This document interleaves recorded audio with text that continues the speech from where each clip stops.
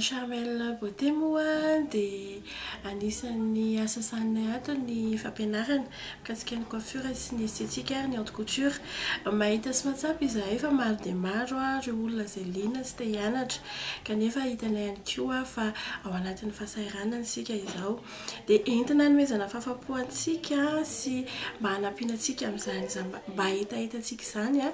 dia manolotra fihenam-bidy goavana ny Charmel Beauté zany eo amin'ny fampianarana mandra-patapitra sy taona 2024 ity satria mbola misy eo amin'ny rovolana sy tapany eo sisa dia tonga ny taona vaovao dia mbola afaka mianatra tsara mihitsy ianao zany raha misy faniriana hoe te hianatra coiffure na te hianatra esthétique na ny formation modulaire na ihany koa ny formation complète azonao atao tsara zany mba hoe atotosa ilay etahitanao tamin'ity taona 2024 ity zany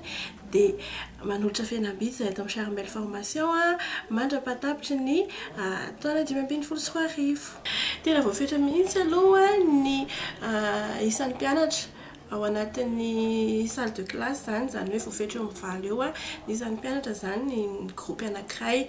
dia raha mbola misy nefa ny toerana dia mandray foana izahay eto amin'ny Charmel formation misy foana ny mahavita isan'andro misy ihany koa ireo afaka miditra dia izahay eto amin'ny Charmel formation zany misokatra ho anao ny alatsinainy hatramin'ny zoma amin'ny valoraka hatramin'ny norariva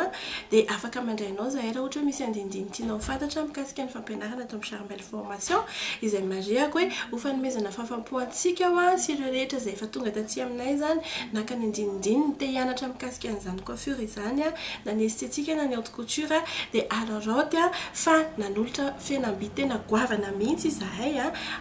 mandra-pahatonga ny volana desambra izany hoe betsaka ny liana zany nefa no lefa efa mividy dia tsy manana fahafahana ilay olona dia mba hanomezana fahafapoana azy dia apidina tsara ampianarana izahay zany amin'izay mba mety nisy hetahita inge tamin'ny taona vao zao amin'ity taona ity mba te an'izao dia nefa tsy nanamboly izy dia tsy vitan'ilay izy dia hanampiana anazy amin'izay zany dia manao fihenam-bidy izahay.